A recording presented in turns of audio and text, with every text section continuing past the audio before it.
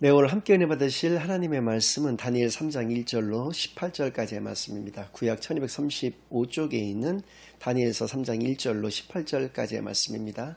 지금 이 시간에는 13절에서 18절까지의 말씀을 먼저 봉독해 올려드리겠습니다.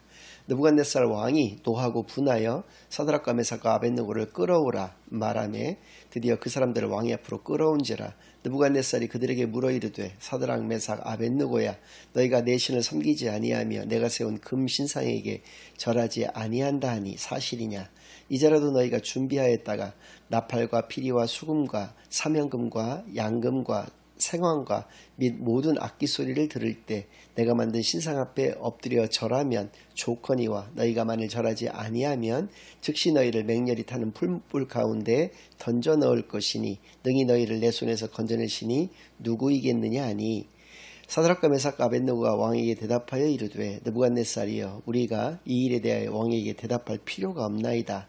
왕이여, 우리가 섬기는 하나님이 계시다면 우리를 맹렬히 타는 풀무불 가운데에서 능히 건져내시겠고 왕의 손에서도 건져내시리이다. 그렇게 하지 아니하실지라도 왕이여, 우리가 왕의 신들을 섬기지도 아니하고 왕이 세우신 금신상에게 절하지도 아니할 줄을 아옵소서. 아멘.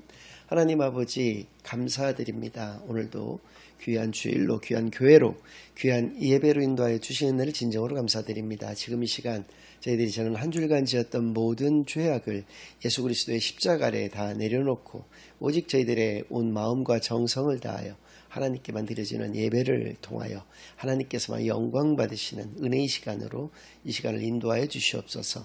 모든 것을 감사드리오며 예수 그리스도의 이름으로 기도드리옵나이다. 아멘.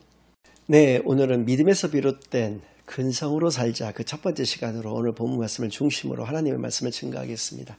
이번 주와 다음 주 2주간에 걸쳐서 오늘 본문 말씀에 대한 어떤 역사적인 배경과 상황에 대한 것을 말씀을 드리고, 등장인물이 총 4사람이 등장합니다. 느부갓네살 왕하고 다니엘의 세 친구가 등장을 하고 있는데, 이들을 각각의 입장과 관점에서의 어떤 그 말씀을 좀 드린 다음에 다음 시간에는 이것이 가지고 있는 의의에 대해서, 그래서 우리에게 하나님께서 주시고자 하는 그 뜻을 우리가 파악하는, 발견하는 그러한 시간을 갖겠습니다. 느부갓네살 왕의 모습이 다니엘서 2장과 다니엘서 3장에서의 그 모습이 180도 완전히 달라집니다. 다니엘서 2장에서는 느부갓네살 왕이 어느 날 꿈을 꾸게 되는 것이죠. 그 꿈의 내용이 너무나 기이했습니다. 그래서 온 나라의 지혜자들을 모아서 그 꿈과 그 해석을 나에게 알려달라라고 했을 때 아무도, 다들 꿀모은 벙어리처럼 그래서 알 수 있는 사람이 없었던 것이죠. 근데 저 유다 땅에서 조그만한 이름도 잘 알지도 못하는 나라에서 왔던 지혜자 후보생 중에 한 명이었던 다니엘이 그것을 해소시켜 줍니다. 너무나 고민을 하고 너무나 많은 반민들을 했었었는데 그것들을 읽어 이렇게 해소를 시켜주는데, 물론 다니엘도 하나님께 기도를 올려드려서 하나님으로부터 그가 가지게 된 지혜를 가지고 그 꿈을 알게 되었고 그것을 해석을 할 수가 있게 되었던 것인데요. 그것은 이러한 것이었습니다. 느부갓네살 왕이 신상을 하나 보게 되는 것이죠. 머리는 금으로 되어 있었고요. 또 가슴과 두 팔은 은으로 되어 있었습니다. 그리고 배하고 넓적다리는 동으로, 그러니까 노수로 되어 있었고, 두 종아리하고 두 발은 쇠로 되어 있었습니다. 두 발 중에서 일부분은 또 진흙으로도 되어 있었지만, 아무튼 그렇게 기이한 모양을 한 신상을 그가 보게 되는 것이죠. 근데 그것이 가지고 있는 또 의미를 또 모르니까 너무나 답답했던 것인데, 그것까지도 이야기를 해줍니다. 그 금은, 머리 그 부분은 당신을 의미한다. 즉 느부갓네살 왕을 의미하는 것이다. 그래서 바벨론 제국을 의미하는 것이고, 그 은은 금보다는 조금 못한 거기 때문에 바벨론 제국보다는 좀 못한 나라가 그 이후로 오게 된다. 그것은 바로 메대와 바사를 의미하는 것이죠. 바사 같은 경우는 메대는 지금 완전히 없어졌습니다만은 같은 의미인데, 바사와 같은 경우는 페르시아를 의미합니다. 그래서 이란을 의미하는 것이고, 바벨론은 이라크를 오늘날로 따진다면 이라크를 의미하는 것이기 때문에 당시의 고대 사회에서는 이라크가 이란보다 훨씬 더 강력한 나라였다라고 하는 것이죠. 그래서입니다. 사담 후세인과 같은 경우는 자신을 지칭해서 제2의 느부갓네살이다라고 지칭할 정도로 이라크 온 국민들에게 가장 존경받는 국부이자 또 가장 존경하는 인물로서 주저함 없이 꼽는 것이 바로 느부갓네살 왕인 것을 우리가 분명히 알 수가 있는 것이죠. 아무튼 바벨론 제국을 멸망시키는 것이 메대와 바사가 될 것이고 또 그 이후로 등장하는 나라가 바로 마케도니아의 알렉산더 대왕에 의해서 헬라 제국이 건설이 된다는 것이죠. 마케도니아에 인접해 있는 나라가 그리스인데요. 그리스, 애굽, 이런 메대와 바사, 인도에 이르기까지 정말 말 그대로 대제국을 건설했던 것이 알렉산더 대왕의 그다음에 헬라 제국이었고 그들이 가지고 있었던 그 헬레니즘이라고 하는 그 문명이 온 세계를 또 지배를 했었던 그 시대가 온다는 것이죠. 근데 알렉산더 대왕이 젊은 나이에 요절을 하고 말았고요.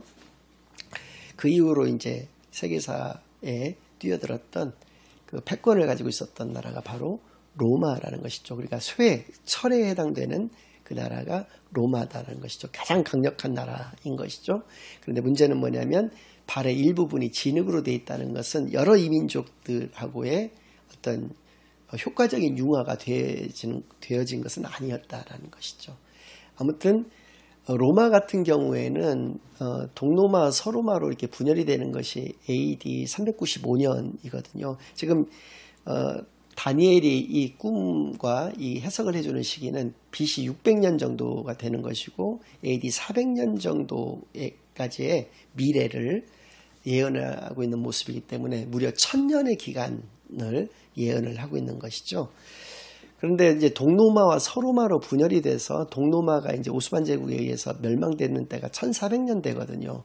그러니까 그것까지도 로마가 완전히 멸망했던 시기까지로 따진다면 무려 다니엘이 이것을 예언하는 때로부터 따진다면 2000년이라고 하는 시간 동안의 역사를 예언해주고 있는 아주 놀라운 장면이 다니엘서 2장을 통해서 나오고 있습니다.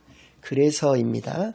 느부갓네살 왕이 2장 47절 말씀을 보니까 깜짝 놀라면서 하나님을 찬양하고 있는 모습을 볼 수가 있습니다. 하나님과 같은 신이 어디 있겠는가라고 하면서 다니엘의 그 세 친구들에 대해서는 지방의 장관으로서 그들을 임명을 하고 다니엘은 본궁에 남게 해서 나중에는 총리 대신의 자리에까지 올리게 되는 그러한 모습을 보이고 있는 것이 느부갓네살 왕의 다니엘서 2장에서의 모습이라는 것이죠.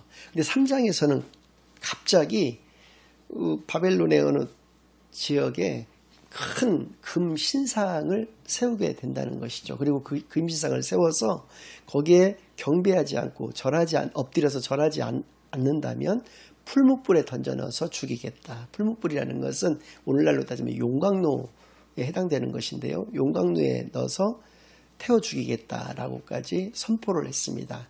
근데 그 자리에 다니엘은 참석하지 않았었죠. 온 공무원들을 다 모았는데 다니엘만은 참석하지 않았습니다.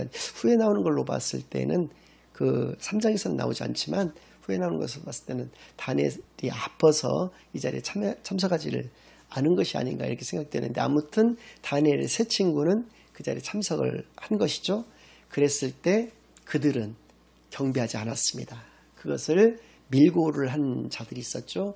느부갓네살 왕이 오늘 제가 읽어드린 부분인데 노하고 분해해서 이들을 불러다가 니들이 절하지 않은 것이 사실이냐라고 물은 다음에 만약 그렇다면 지금이라도 엎드려 절하고 경배를 한다면 용서하겠지만 그렇지 않으면 풀무불에 집어넣어 버리겠다라고 얘기를 하는 장면이 나옵니다. 그랬을 때 3장 15절의 하반절에 이렇게까지도 얘기를 합니다.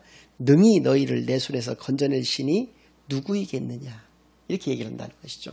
그러니까 2장 47절에서는 하나님과 같은 분이 어디 계시겠느냐 하나님과 같은 분은 계시지 않는다. 하나님이야말로 진정한 신이시다라고 입에 침이 마르도록 하나님을 찬양하고 칭송하였던 느부갓네살이 왜 3장에서는 누가 너희들을 내 손에서 건져낼 수 있는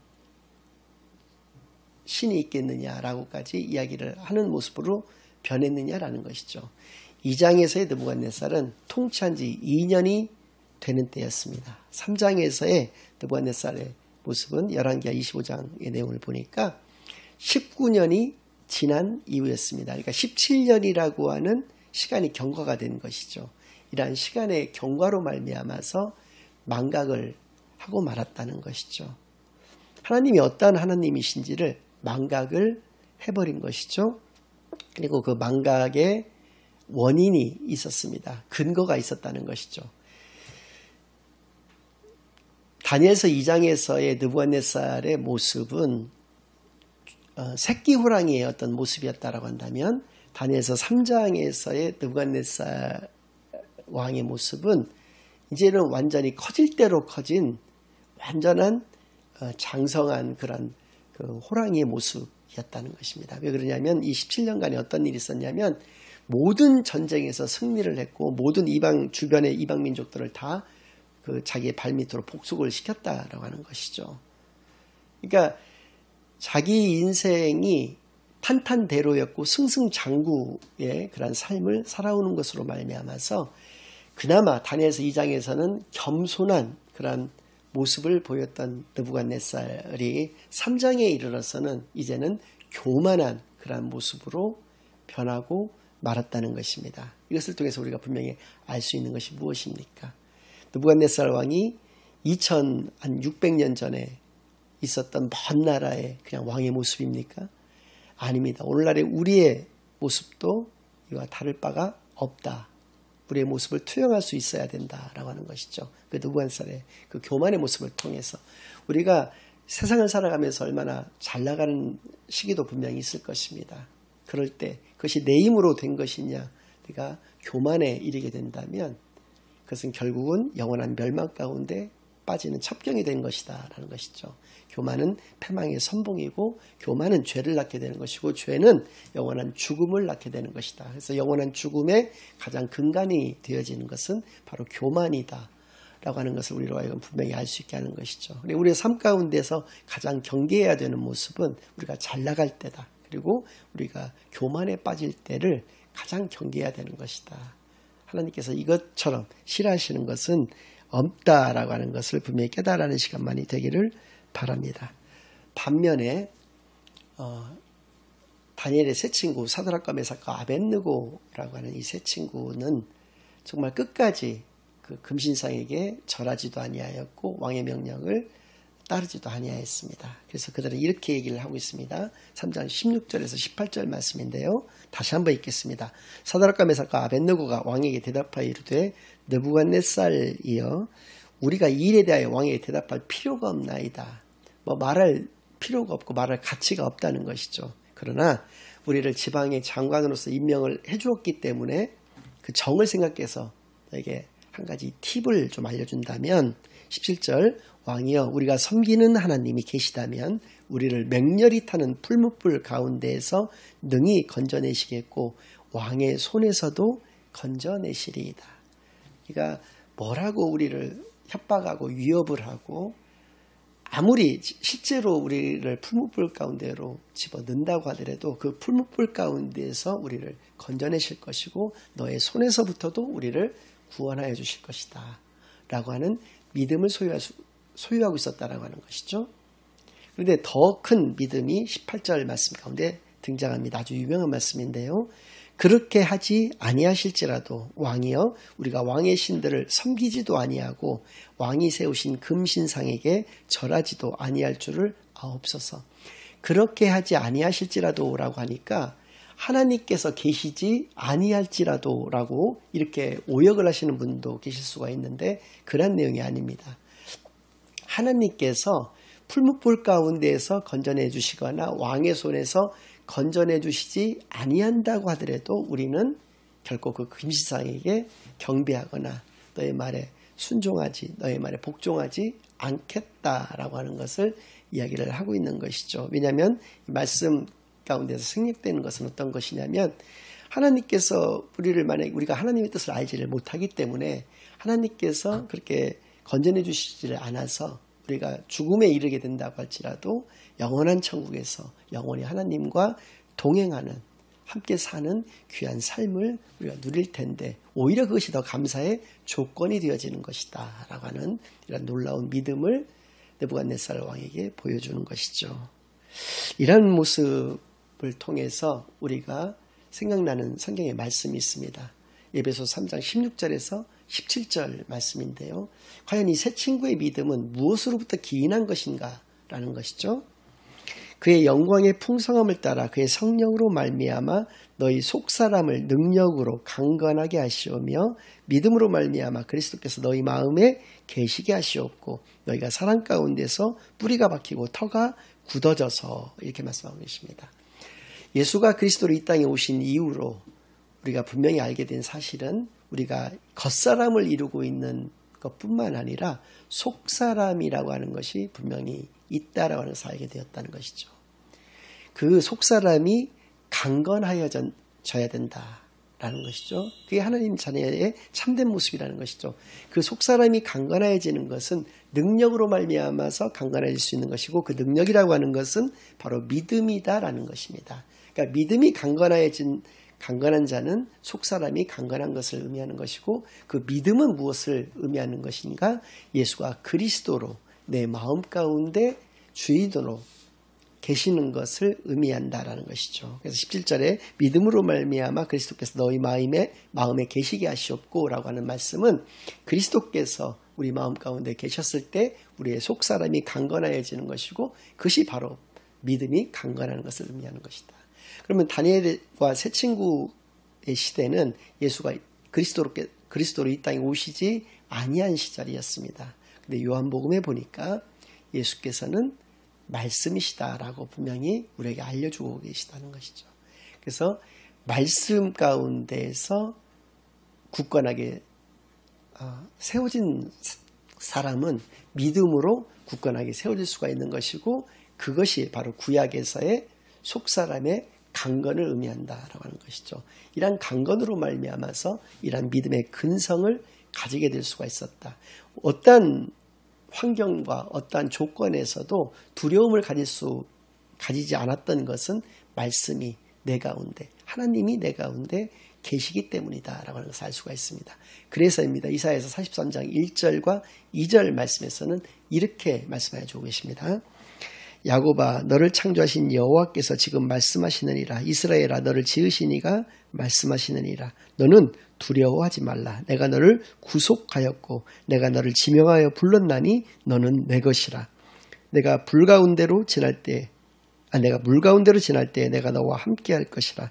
강을 건널 때 물이 너를 침몰하지 못할 것이며 내가 불 가운데로 지날 때 타지도 아니할 것이요 불꽃이 너를 사르지도 못하리니. 의 신앙이, 그 믿음이 이 다니엘의 새 친구에게 분명히 있었다는 것이죠. 그래서 우리가 알 수 있는 것이 무엇입니까? 크게 두 가지를 알 수가 있습니다. 누차 말씀드린 바와 같이 우리가 하나님의 자녀된 참된 삶을 이 땅에서 살아낸다 하더라도 우리가 불시험, 물시험이 없는 것이냐? 그것은 아니다라는 것이죠. 물시험, 불시험 얼마든지 있을 수가 있다라고 하는 것입니다. 그것을 지날 때 하나님께서 우리와 함께 하신다라고 하는 그런 믿음을 우리가 가지고 있다라고 한다면 너는 두려워할 필요가, 아무것도 염려할 필요가 없다라고 하는 것을, 하나님께서 그와 함께 하시고 하나님 그를 지키실 것이기 때문에 그것을 아무것도 염려할 것이 없다라고 하는 것을 우리에게 분명히 말씀해 주신 이 말씀을 그들이 분명히 붙잡고 있었다라는 것을 깨달아는 시간만이 되기를 바랍니다. 느부갓네살 왕의 그 변심, 그것은 교만으로 말미암아서 또 망각으로 말미암아서 그렇게 하나님의 은혜를 잊은 그런 것으로 인해서 그렇게 되어졌지만, 이 새 친구는 물론 풀무불 가운데서 이후의 내용은 그렇습니다. 풀무불 가운데서 이 풀무불로 안내하던 병사가 타 죽을 정도로 맹렬히 정말 타는 풀무불이었습니다. 그런데 그 안에 세 사람을 집어넣는데 그 느부갓네살 왕이 네 사람이 그 가운데에서 활동하고 있는 것을 보게 되는 것이죠. 그리고 그 한 사람은 바로 하나님께서 그들을 지켜주시고자 했던 천사였다라고 하는 것을 나중에 알게 되는 것이고요. 이 세 친구는 그 풍문 가운데서 죽임당하지 않고 하나님의 보호하심으로 말미암아서 살게 되었다라는 것이죠.